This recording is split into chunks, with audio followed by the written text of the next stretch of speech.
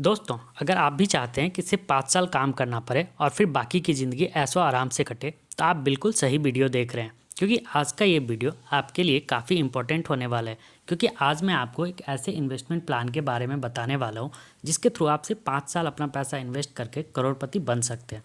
जी दोस्तों, बिल्कुल सही सुना आपने। आज के टाइम में ये बहुत ईजी हो गया है। बस इसके लिए एक शर्त है, वो ये है कि आपको अपने माइंड को थोड़ा सा ओपन रखना होगा और इन्वेस्टमेंट के घिसे पिटे ट्रेडिशनल तरीकों को छोड़कर मार्केट में चल रहे कंटेम्प्रेरी मेथड को अपनाना होगा।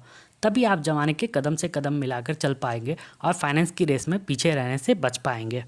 दोस्तों, अब आप सोच रहे होंगे कि वो मेथड क्या है, तो इसकी चिंता आप मुझ पर छोड़ दीजिए और निश्चिंत होकर बने रहिए हमारे साथ इस वीडियो के एंड तक, जिससे आप अच्छे तरह से जान पाएंगे जल्द से जल्द अमीर होने के फॉर्मूला और कंपाउंडिंग नामक ब्रह्मास्त्र का असली मतलब। दोस्तों, अगर आप इस चैनल पे नए हैं तो सब्सक्राइब करना ना भूलें, क्योंकि हम आगे भी ऐसे वैल्यूएबल वीडियो लाते रहेंगे। तो चलिए वीडियो को शुरू करते हैं।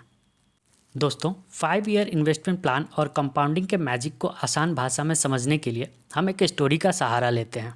ये कहानी है 3 दोस्तों की, राकेश, मुकेश और जिग्नेश। तीनों ही बेस्ट फ्रेंड हैं, यानी कि स्कूल से लेकर कॉलेज तक तीनों की दोस्ती लगातार बनी हुई है। कॉलेज ख़त्म करने के बाद तीनों पैसे अर्न करने के लिए अपना अपना कैरियर चुन लेते हैं। राकेश एक आईटी कंपनी में 40,000 की मंथली सैलरी पर काम करने लगता है, तो वहीं मुकेश एज अ सेल्समैन अपनी जर्नी शुरू करता है और मंथली 30,000 अर्न करने लगता है। लेकिन जिग्नेश इन सब से अलग अपने फादर का बेकरी बिजनेस को रन करना स्टार्ट करता है। 22 साल की उम्र में तीनों की अर्निंग की जर्नी तो शुरू हो जाती है, लेकिन किसी को कुछ समझ में नहीं आता कि आखिर वे इन पैसों का क्या करें। मुकेश और जिग्नेश पैसा आता देख उनको उड़ाना शुरू कर देता है। रोज़ नए नए कपड़े, पार्टी, गाड़ियाँ, इन सब पर शो ऑफ करना शुरू कर देता है। लेकिन वही राकेश अपने पैसे से और पैसा बनाने की तरकीब ढूंढना शुरू कर देता है।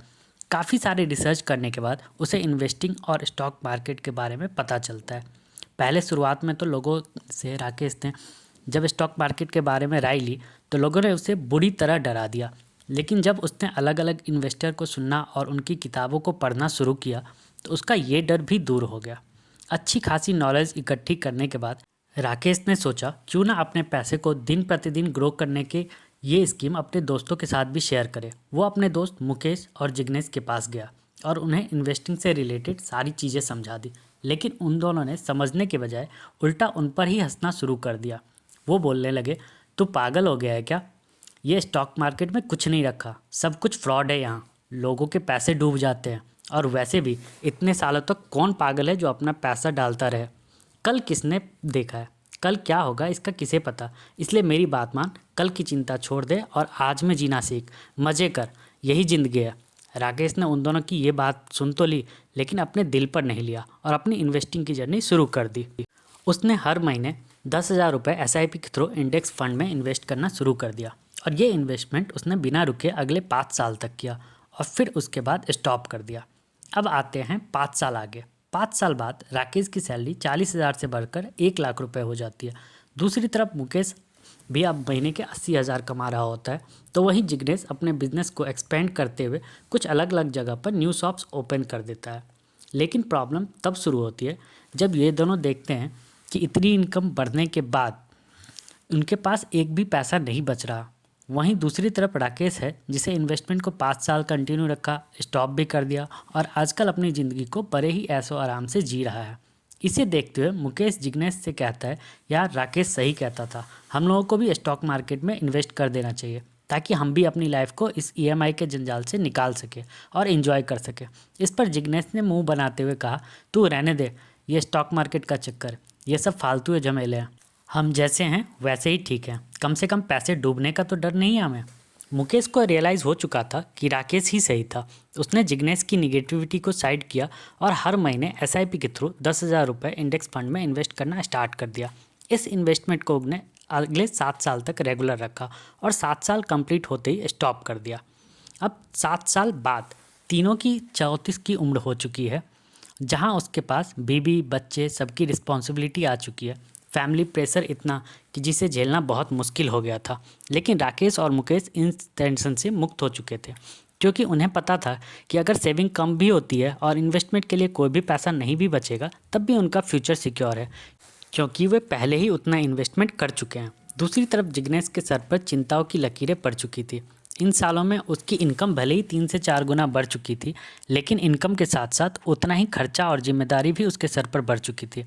इसके अलावा उसने कहीं भी पैसा इन्वेस्ट नहीं किया था जिससे कम से कम उसका फ्यूचर सिक्योर हो जाता। अपनी चिंता और परेशानी से जूझते हुए उसने डिसाइड किया कि चाहे जो भी हो जाए, अब वो भी स्टॉक मार्केट में अपना पैसा इन्वेस्ट करेगा और कंपाउंडिंग के मैजिक के थ्रू अमीर बनने का अपना फ्यूचर सिक्योर करेगा। इस तरह से जिग्नेश भी अगले 21 सालों तक 10,000 की रेगुलर SIP करना शुरू कर देता है, क्योंकि उसे लगा जब वे दोनों 5 और 7 सालों में इन्वेस्ट करके टेंशन फ्री हो सकते हैं तो मैं अगले 21 साल तक करूँगा तो और भी अमीर हो जाऊँगा। अब आते हैं 21 साल बाद, जब तीनों की उम्र 55 साल हो चुकी है और अब तीनों दोस्त डिसाइड करते हैं कि उन्होंने जो इन्वेस्टमेंट किया है क्यों ना उसे आपस में कंपेयर किया जाए, जिससे ये तो पता चल जाए कि किसका इन्वेस्टमेंट करने का तरीका और टाइम सबसे सही था। तो अब आते हैं कंपैरिजन की बारी। आइए देखते हैं क्या हुआ। ये तो हम सभी जानते हैं कि राकेश ने 10,000 का मंथली अमाउंट 5 सालों के लिए इन्वेस्ट किया और मुकेश ने 7 सालों के लिए और जिग्नेश ने यही सेम अमाउंट 21 सालों के लिए इन्वेस्ट किया। अगर हम जनरली ऊपर ऊपर से देखें तो हमें यही लगता है कि क्योंकि जिग्नेश ने 10,000 रुपये का अमाउंट लगातार 21 सालों तक इन्वेस्ट किया तो सबसे ज़्यादा उसे ही रिटर्न मिलना चाहिए, लेकिन ऐसा बिल्कुल नहीं है दोस्तों। कंपाउंडिंग के मैजिक अमाउंट पर नहीं, टाइम पर ज़्यादा डिपेंड करता है। आइए देखते हैं कैसे। राकेश ने भले ही 5 सालों तक इन्वेस्ट किया और फिर उसे रोक दिया, लेकिन इसका मतलब ये बिल्कुल नहीं है कि उसने ग्रोथ वहीं पर रुक गई। राकेश ने 5 सालों के बाद नया अमाउंट इन्वेस्ट नहीं किया, लेकिन जो पैसे वो इन्वेस्ट कर चुका था उन्हें उसने निकाला भी नहीं और लगातार इतने सालों तक उन पे कंपाउंड इंटरेस्ट का मैजिक चलने दिया। यही सेम काम मुकेश ने भी किया। उसने भी अपने पैसे के ऊपर कंपाउंड इंटरेस्ट चलते रहने दिया और उसे लगातार ग्रो होने दिया। अब आते हैं कैलकुलेशन पर। सबसे पहले कैलकुलेट करते हैं जिग्नेश का अमाउंट। जिग्नेश ने 10,000 रुपये मंथली 21 सालों तक इन्वेस्ट किए, यानी कि उसने 21 सालों में टोटल 25,20,000 रुपये इन्वेस्ट किए और 15% के रेट के हिसाब से उसे 21 साल बाद रिटर्न के रूप में 1,77,26,000 रुपये प्राप्त हुए। वहीं मुकेश ने 10,000 रुपये का मंथली अमाउंट 7 सालों तक इन्वेस्ट किया, यानी कि उसने टोटल 8,40,000 रुपये इन्वेस्ट किए। 15% के रेट के हिसाब से 28 साल बाद मुकेश को रिटर्न के रूप में प्राप्त हुए 2,80,38,000 रुपये। अब आते हैं राकेश पर, जिसने 10,000 रुपये का मंथली अमाउंट सिर्फ 5 सालों के लिए इन्वेस्ट किया था, यानी कि उसने टोटल 6 लाख रुपये SIP के थ्रू इन्वेस्ट किए। अब 15% के रिटर्न के हिसाब से 33 साल बाद राकेश को मिले पूरे 5,93,79,000 रुपये। देख रहे हैं ना आप, इसे कहते हैं कंपाउंडिंग की पावर। जिस आदमी ने सबसे कम टाइम के लिए सबसे कम अमाउंट इन्वेस्ट किया, एंड में उसे ही सबसे ज़्यादा रिटर्न मिला। हो गया ना एकदम उल्टा। आमतौर पर लोगों को क्या लगता है कि जो सबसे ज़्यादा टाइम के लिए सबसे ज़्यादा पैसा इन्वेस्ट करता है उसे सबसे ज़्यादा पैसा रिटर्न मिलता है, लेकिन कंपाउंडिंग में ऐसा बिल्कुल भी नहीं है।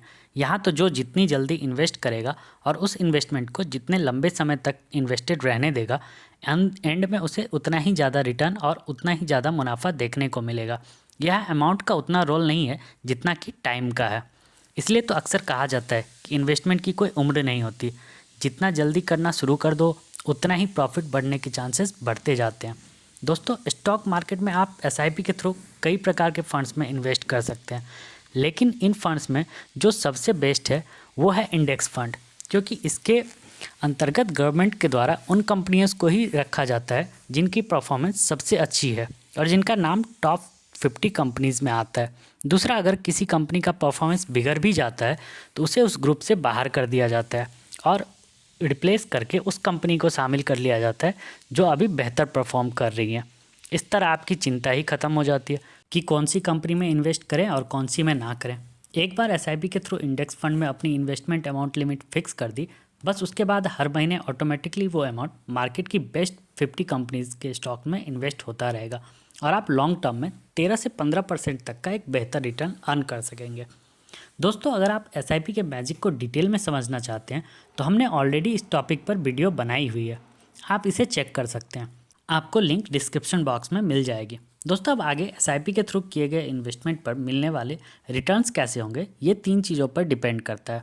सबसे पहला कि आपने कितना अमाउंट इन्वेस्ट किया है, दूसरा आपने वो अमाउंट कितने टाइम के लिए इन्वेस्ट करा है, और तीसरा कि वो अमाउंट को आपने कहाँ पे इन्वेस्ट किया है। आज के समय में आपको एसआईपी करने के लिए लाखों के अमाउंट की ज़रूरत नहीं है, बल्कि आज तो आप मात्र 500 रुपये के मंथली से इन्वेस्ट करके अपनी एसआईपी शुरू कर सकते हैं। दूसरी बात है टाइम की। तो इंडिया में ज़्यादातर एक्सपर्ट्स का मानना है कि लोग एसआईपी की शुरुआत तो बड़े ही एक्साइटमेंट के साथ करते हैं, मगर पता नहीं क्यों बीच में ही वो डीमोटिवेट होकर उसे बंद कर देते हैं। इंडिया में ज़्यादातर लोगों ने अपनी एसआईपी को 2 साल के अंदर बंद कर दिया है due to lack of patience. Compounding के पावर को देखने के लिए आपका पेशेंस को रखना बहुत ही ज़्यादा ज़रूरी होता है, तभी वो अपना कमाल दिखा पाएगी। वरना शुरू में तो आपको यही लगेगा कि आपका पैसा ग्रो ही नहीं हो रहा है। एसआईपी एक लॉन्ग टर्म इन्वेस्टमेंट है, ना कि शॉर्ट टर्म। इसके लिए आपका लॉन्ग टर्म तक वेट करते और टिके रहना बहुत ज़रूरी होता है। तो दोस्तों, आज के वीडियो में इतना ही।